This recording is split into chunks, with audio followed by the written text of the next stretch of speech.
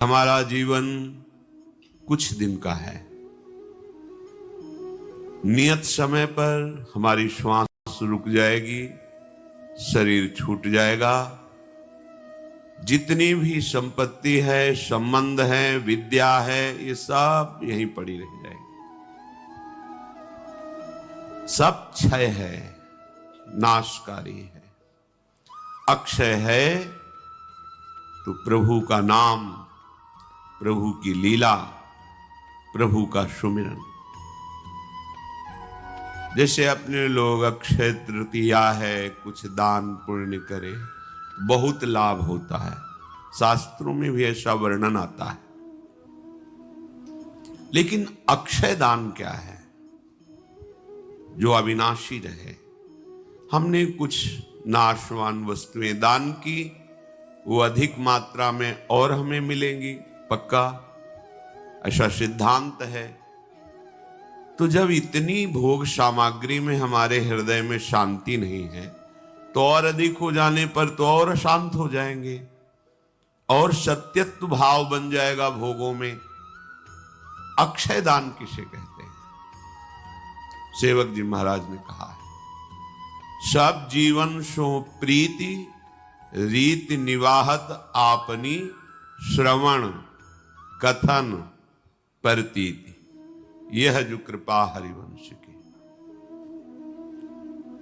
अगर हमारे हृदय में संपूर्ण प्राणियों को निर्भय कर देने वाला भाव हो, वचन से, शरीर से, मन से, हम किसी को कभी कष्ट देने की भावना ना सोचे, ये सबसे बड़ा दान है।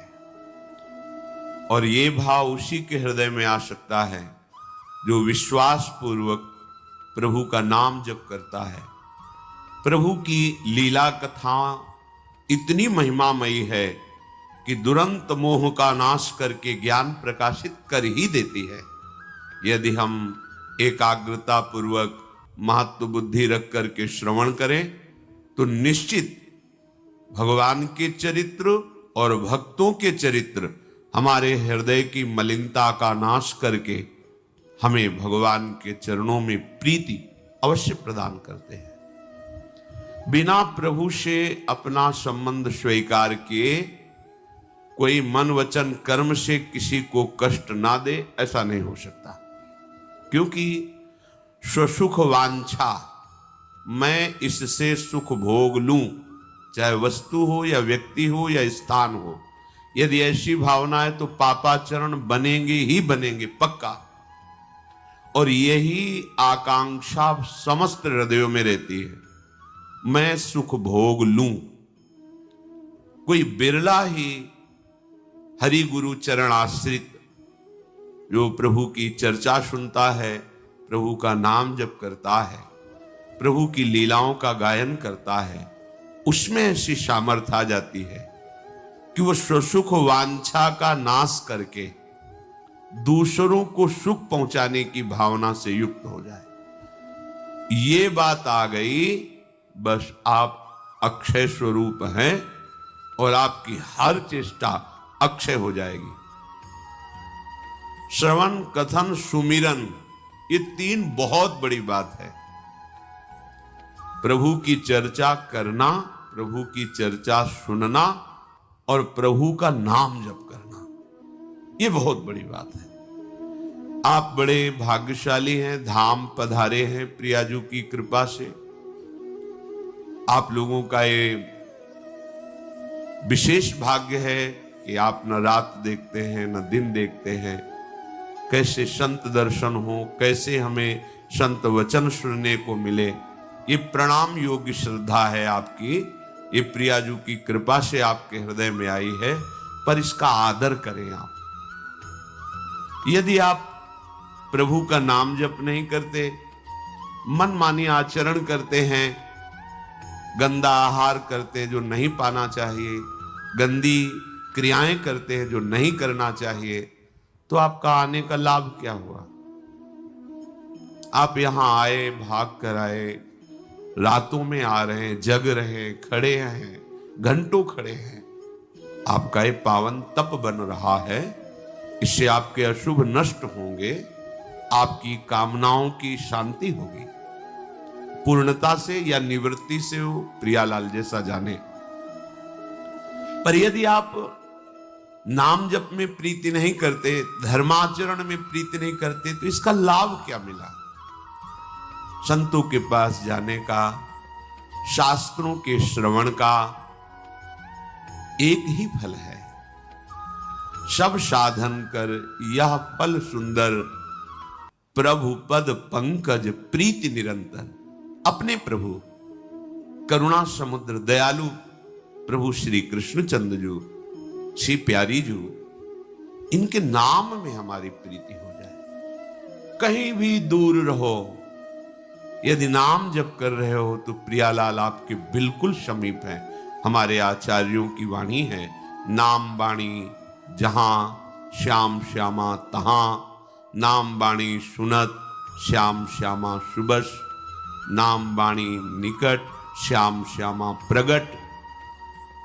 विश्वास करो, यदि नाम जब चल रहा है तो अद्भुत कृपालु श्यामा श्याम आपके समीप है। जब श्यामा श्याम आपके समीप है तो सारी शक्तियां, सारे लोकपाल, सब ईश्वर कोटि के महापुरुष इन्हीं के अधीन हैं। पर इनकी जब कृपा तुम्हें अनुभव में आएगी तो निहाल हो जाओगे। समस्त चराचर जगत तुमसे प्यार करने लगेगा जब आप इनकी कृपा पात्र बन जाओगे। जा पर नाथ करो तुम दाया, ताहि सदा शुभ कुशल निरंतर, सुर नर मुनि प्रसन्नता ऊपर।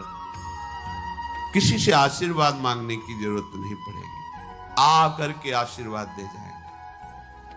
आप अपने जीवन को संभालिए, अल्प जीवन है।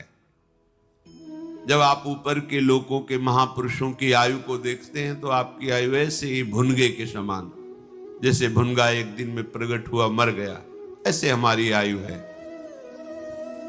अब विचार कीजिए, कितने मनु बदल जाते हैं तब ब्रह्मा जी का एक दिन होता है। 14 मनु, 14 इंद्र, ये जब बदल जाते एक दिन होता है। अपने 80 वर्ष 100 वर्ष की आयु एक भुनगे की तरह आयु है।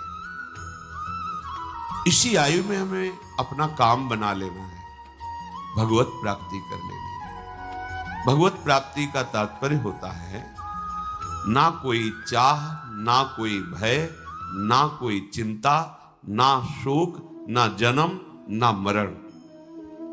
अपने आत्मस्वरूप में स्थित होकर मोक्ष पद प्राप्त कर लेना, या श्री भगवान के चरणों में प्रेम प्राप्त करके उनके दिव्य चिदानंद धाम में जाकर, जहां कोई भय नहीं, कोई शोक नहीं, कोई जन्मना मरना नहीं, अखंड आनंद, आनंद ही आनंद, अनंत काल तक आनंद, कोई भटकना नहीं, कोई मरने का भय नहीं, कोई शरीर में व्याधि नहीं, कोई पीड़ा नहीं। ऐसा सुख ये मनुष्य शरीर से ही प्राप्त हो सकता है।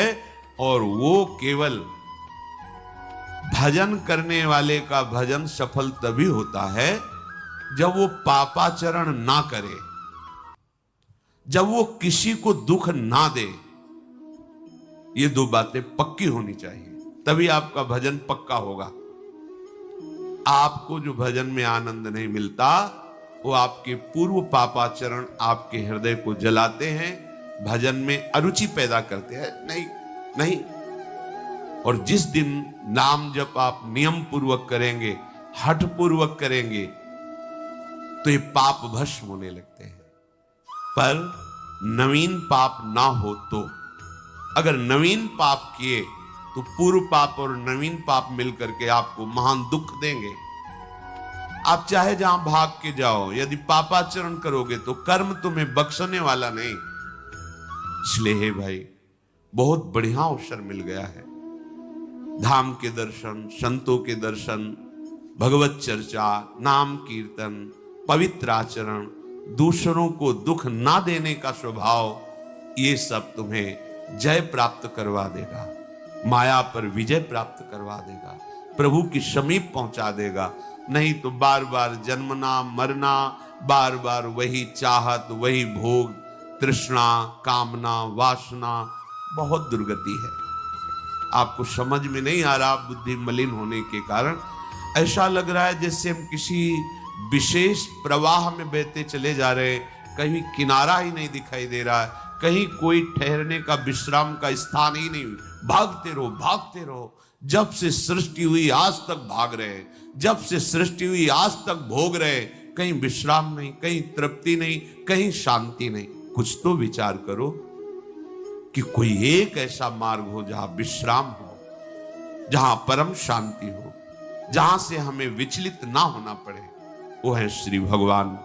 श्री भगवान का नाम मान लीजिए। आप मान करके चलोगे तो ये बात आप खुद जान जाएंगे।